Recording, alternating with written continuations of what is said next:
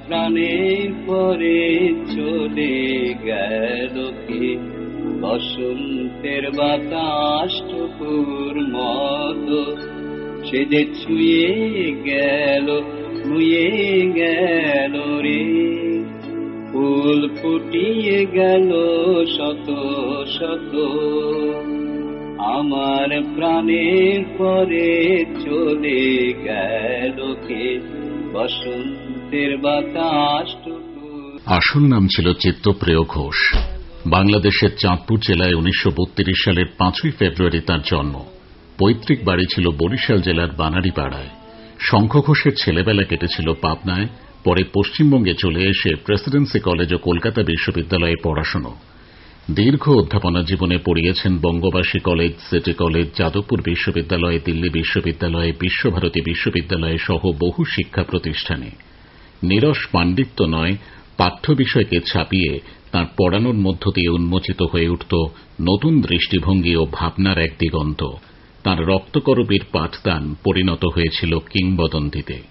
জীবনানন্দ পরবর্তী বাংলা সাহিত্যের প্রতিনিধি স্থানীয় এই কবি তাঁর মেধা, মনন, ভাবনা, সংবেদনশীলতা, স্বচ্ছ দৃষ্টিভঙ্গি, রাজনৈতিক দর্শন ও প্রচার বিমুখতার জন্য পাঠক সমাজে এক স্বতন্ত্র মর্যাদায় আসীন। শুধু কবিতা নয়, তাঁর ছড়া, গদ্য, ভ্রমণ কাহিনী, স্মৃতিচারণা, সৃজনশীল প্রতিটি স্বাক্ষরই বাঙালির চিরকালীন সম্পদ হয়ে রয়েছে। রবীন্দ্র সাহিত্যের গভীরে তিনি হাত ধরে নিয়ে গেছেন বাঙালি পাঠককে। রবীন্দ্রনাথ কেমন করে পড়তে হয় বাঙালি তা শিখেছে তাঁর বিশ্লেষণ ও অনুভবের আলোয়। সারস্বত বৃত্তের বাইরেও তিনি হয়ে উঠেছিলেন বাঙালির অভিভাবক।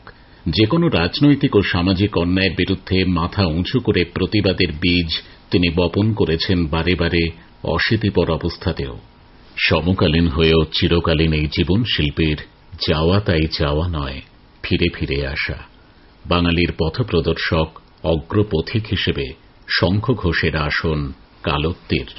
তোমরা এসেছ তাই তোমাদের বলি, এখনো সময় হয়নি। একবার এর মুখে একবার অন্য মুখে তাকাবার এইসব প্রহসন আমার ভালো লাগে না। যেখানে আমার কবর হবে আজ সেখানে জল দিতে ভুলে গিয়েছি। যেসব শামুক তোমরা রেখে গিয়েছিলে তার মধ্যে গাঢ় শঙ্খ কোথাও ছিল না।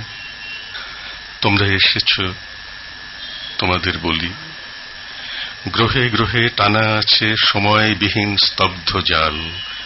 আমি চাই আরো কিছু নিজস্বতা, অজ্ঞাত সময়।